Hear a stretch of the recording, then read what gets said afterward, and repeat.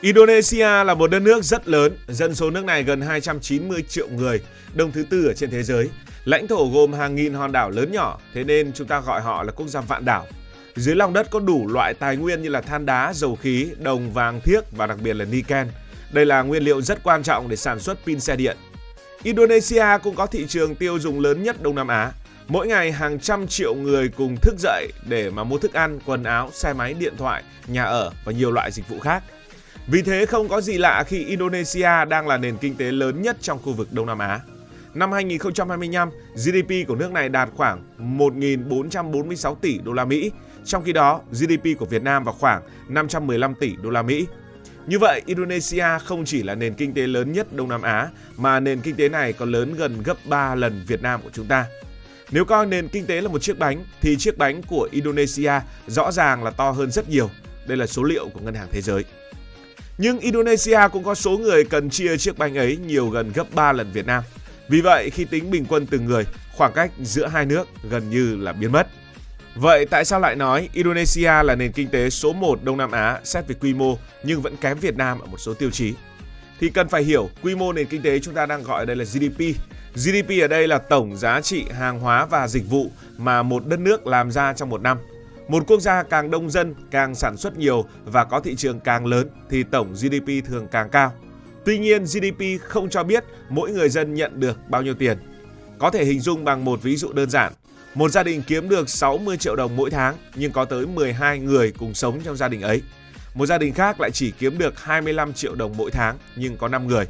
Tổng thu nhập của gia đình thứ nhất cao hơn rất nhiều, nhưng khi chia cho từng người, mức thu nhập bình quân của hai gia đình lại gần như là ngang nhau. Việt Nam và Indonesia cũng giống như vậy. Theo dữ liệu năm 2025 của Ngân hàng Thế giới, GDP bình quân đầu người của Việt Nam đạt khoảng 5.066 đô la Mỹ, còn Indonesia đạt khoảng 5.060 đô la Mỹ. Việt Nam chỉ cao hơn khoảng 6 đô la Mỹ. Khoảng cách này là rất nhỏ, thậm chí chưa bằng tiền một bữa ăn khá tại Jakarta hoặc Hà Nội hoặc thành phố Hồ Chí Minh.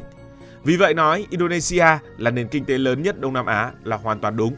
Nhưng nếu cho rằng người Indonesia giàu hơn người Việt Nam chỉ vì GDP của cả đất nước lớn thì lại không chính xác, bởi vì chia bình quân đầu người ra thì Việt Nam vẫn đang nhỉnh hơn so với Indonesia. Như vậy là chúng ta đang nhỉnh hơn Indonesia ở tiêu chí này. Và nếu tính theo sức mua tương đương, tức là xem một khoản tiền có thể mua được bao nhiêu hàng hóa và dịch vụ tại mỗi nước, thì kết quả cho thấy như thế này. Quỹ tiền tệ quốc tế ước tính GDP bình quân đầu người theo sức mua tương đương của Việt Nam vào năm 2026 vào khoảng 19.650 đô la Mỹ, Indonesia đạt khoảng 18.970 đô la Mỹ. Nói dễ hiểu, cùng một lượng thu nhập sau khi đã điều chỉnh theo giá cả sinh hoạt, người Việt Nam trung bình có thể mua được lượng hàng hóa và dịch vụ nhỉnh hơn người Indonesia. Vậy là Việt Nam một lần nữa lại vọt lên một chút nhưng không đáng kể. Vậy còn những tiêu chí khác thì sao? Một đất nước giàu hay nghèo không chỉ được đánh giá bằng số tiền làm ra. Điều quan trọng hơn là người dân sống được bao lâu, học hành ra sao, có được chăm sóc y tế hay không và thu nhập có thực sự giúp cuộc sống tốt lên hay không. Thì cái này chúng ta phải nhờ Liên Hợp Quốc họ tạo ra những cái báo cáo và so sánh. Thì theo báo cáo phát triển con người năm 2025 của Liên Hợp Quốc, sử dụng dữ liệu năm 2023, Việt Nam có chỉ số phát triển con người đứng thứ 93 trên thế giới, Indonesia thì đứng thứ 113. Như vậy, Việt Nam đứng cao hơn Indonesia khoảng 20 bậc về chỉ số phát triển con người. Khoảng cách dễ thấy nhất là tuổi thọ. Theo Liên Hợp Quốc, tuổi thọ trung bình của người Việt Nam vào khoảng 74,6 tuổi, trong khi đó tuổi thọ trung bình tại Indonesia chỉ khoảng 71,1 tuổi. Thử so sánh thêm các nguồn dữ liệu khác thì Ngân hàng Thế giới cũng cho kết quả gần giống. Tuổi thọ trung bình của Việt Nam khoảng 75 tuổi và Indonesia khoảng 71 tuổi. Nói đơn giản, một người Việt Nam trung bình sống thọ hơn một người Indonesia khoảng 4 năm. Xét về giáo dục. Trong giáo dục, số năm đi học kỳ vọng của trẻ con Việt Nam đạt 15,5 năm, còn Indonesia đạt 13,3 năm. Số năm đi học trung bình của người trưởng thành Việt Nam cũng cao hơn một chút, Việt Nam đạt khoảng 9 năm, trong khi Indonesia là 8,7 năm. Những số liệu này không có nghĩa là mọi trường học hoặc bệnh viện của Việt Nam hoặc mọi người Việt Nam đều sống tốt hơn người Indonesia.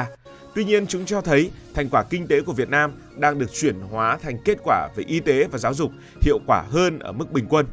Điều này cho thấy với mức thu nhập gần như tương đương, Việt Nam nhỉnh hơn một tí, thì Việt Nam đang đạt được kết quả tốt hơn về tuổi thọ và giáo dục. Nói theo cách dễ hiểu, Indonesia không kiếm được ít tiền, nhưng số tiền ấy chưa được biến thành chất lượng cuộc sống đồng đều và hiệu quả bằng Việt Nam. Tại sao lại như vậy? Thì một trong những nguyên nhân lớn khiến Indonesia khó nâng mức sống đồng đều đó là điều kiện địa lý. Việt Nam có lãnh thổ dài và hẹp, nước ta có nhiều đồi núi, thường xuyên chịu bão lũ và thiên tai. Tuy nhiên, phần đất liền vẫn nối thẳng từ Bắc xuống Nam. Việt Nam có thể xây một tuyến đường bộ, đường sắt hoặc đường điện chạy qua phần lớn đất nước. Indonesia lại hoàn toàn khác. Đất nước này giống như một chiếc khay khổng lồ với hàng nghìn mảnh đất nằm rải rác ở trên biển. Muốn đưa hàng hóa từ đảo này sang đảo khác phải sử dụng tàu biển, máy bay, cảng, kho hàng và nhiều chặng vận chuyển khác nhau. Muốn xây bệnh viện, trường học hoặc nhà máy điện cũng không thể chỉ tập trung vào một nơi rồi phục vụ cho toàn quốc. Mỗi đảo, mỗi vùng lại cần một hệ thống riêng. Việt Nam chúng ta phát triển vùng sâu, vùng xa đã khó, thì Indonesia phát triển cái vùng hải đảo họ còn khó hơn. Ví dụ, một bao xi măng được sản xuất tại đảo Java muốn chuyển tới một hòn đảo xa phải trải qua nhiều chặng. Đầu tiên là đi xe đến cảng, sau đó được đưa lên tàu. Khi tới đảo khác, hàng lại phải xuống cảng rồi tiếp tục vận chuyển bằng đường bộ. Chi phí vận chuyển đôi khi có thể cao gần bằng giá trị của chính món hàng đó. Địa lý cũng khiến khoảng cách phát triển giữa các vùng của Indonesia là rất lớn. Những vùng nổi tiếng với Việt Nam như là Jakarta, Bali và nhiều khu vực trên đảo Java có đường cao tốc, trung tâm thương mại, trường đại học và bệnh viện hiện đại. Trong khi đó, một số vùng sâu, vùng xa, vùng hải đảo, ở những cái nơi đặc biệt như những đảo nhỏ ở phía đông, đường xá, điện, nước sạch và dịch vụ công vẫn còn hạn chế. Theo cơ quan thống kê của chính đất nước Indonesia, tỷ lệ nghèo chính thức của nước này đạt khoảng 8,25%. Con số này tương đương khoảng hơn 23 triệu người. So sánh về con số tuyệt đối so với Việt Nam là chênh lệch rất nhiều. Cần phải lưu ý rằng, Indonesia có nhiều loại tài nguyên mà các quốc gia khác phải mơ ước. Nước này có than đá, dầu khí, đồng, vàng, thiếc, cao su, dầu cọ và trữ lượng niken thuộc vào nhóm lớn nhất trên thế giới. Thế nên cách phát triển của Indonesia cũng khác so với cách phát triển của Việt Nam. Trong thời đại xe điện phát triển, niken càng trở nên quan trọng. Đây là nguyên liệu được sử dụng trong nhiều loại pin. Tuy nhiên, tài nguyên thiên nhiên cũng có một điểm yếu. Tài nguyên có thể mang lại rất nhiều tiền nhưng chưa chắc tạo ra đủ việc làm tốt cho hàng trăm triệu người. Một mỏ khai khoáng hiện đại có thể xuất khẩu số quặng hoặc kim loại trị giá hàng tỷ đô, nhưng số lao động trực tiếp làm việc tại mỏ lại không quá lớn. Nếu so với hàng nghìn nhà máy điện tử, dệt may, cơ khí hoặc sản xuất linh kiện đang vận hành tại Việt Nam, thì ngành khai khoáng thường tạo ra ít việc làm hơn. Tiền từ tài nguyên cũng dễ tập trung vào một số doanh nghiệp, một số địa phương hoặc một nhóm lao động nhất định. Khi giá hàng hóa trên thế giới giảm, nguồn thu của đất nước cũng có thể bị ảnh hưởng nặng nề. Indonesia đang tìm cách thay đổi điều này. Nước này hạn chế xuất khẩu tài nguyên dạng thô, đồng thời họ thu hút các doanh nghiệp xây nhà máy luyện kim, sản xuất vật liệu pin và xe điện ngay trong nước. Còn về Việt Nam không có thị trường nội địa khổng lồ như Indonesia, nguồn tài nguyên khoáng sản chiến lược cũng không phong phú bằng. Vì thế Việt Nam đã chọn một con đường khác, đó là mở cửa kinh tế, thu hút đầu tư nước ngoài và biến đất nước thành một trung tâm sản xuất hàng xuất khẩu. Các khu công nghiệp đang sản xuất nhiều loại hàng hóa cho thế giới, trong đó có điện thoại, máy tính, linh kiện điện tử, máy móc, giày dép, đồ gỗ và hàng dệt may. Điều này khiến Việt Nam trở thành một trong những nền kinh tế có tốc độ mở thương mại cao nhất trên thế giới. Mô hình phát triển của Việt Nam cũng giúp nền kinh tế tăng trưởng nhanh. Nó cũng tạo ra nhiều việc làm trong công nghiệp. Hàng triệu lao động rời đồng ruộng để vào làm việc tại các nhà máy, thu nhập tăng lên, thành phố mở rộng, tầng lớp trung lưu phát triển, tỷ lệ nghèo cũng giảm mạnh. Tuy nhiên, mô hình của Việt Nam cũng có những điểm nhạy cảm. Xuất khẩu của Việt Nam phụ thuộc khá nhiều vào các doanh nghiệp có vốn đầu tư nước ngoài. Nhiều nguyên liệu và linh kiện vẫn phải nhập từ bên ngoài. Doanh nghiệp Việt Nam chưa tham gia đủ sâu vào những khâu có giá trị cao như thiết kế, công nghệ cốt lõi, xây dựng thương hiệu và phân phối trên toàn cầu. Chúng ta đang nỗ lực để cải thiện điều này. Như vậy, tổng kết lại, Indonesia chính xác và chắc chắn là nền kinh tế lớn nhất Đông Nam Á vì nước này đông dân, thị trường lớn, sở hữu nhiều tài nguyên. Nhưng khi tổng con số này được chia cho gần 290 triệu người, thu nhập bình quân của Indonesia vẫn kém Việt Nam đôi chút. Việt Nam cũng đang đứng trên Indonesia về chỉ số phát triển con người, tuổi thọ và một số chỉ số giáo dục. Vì thế có thể khẳng định Indonesia lớn hơn Việt Nam nếu nhìn vào sức mạnh của cả nền kinh tế, nhưng một người Indonesia bình thường chưa có mức sống trung bình cao như một người Việt Nam. Đây cũng là bài học quan trọng khi nhìn vào các bảng xếp hạng kinh tế. Một quốc gia có GDP rất lớn, chưa chắc người dân đã giàu, Ấn Độ chẳng hạn. Điều quan trọng không chỉ là đất nước làm ra được bao nhiêu tiền, còn phải xem số tiền đó được chia cho bao nhiêu người, được phân phối như thế nào và cuối cùng có biến thành bệnh viện, trường học, tuổi thọ cùng chất lượng cuộc sống tốt hơn hay không. Cảm ơn. Nếu thấy thú vị, bạn hãy đăng ký kênh để không bỏ lỡ các video mới nhất.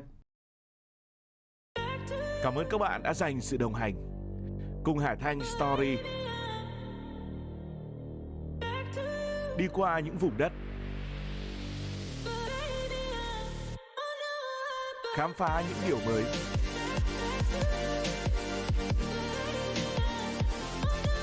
Đừng ngần ngại, hãy để lại những góp ý và xin được hẹn gặp lại.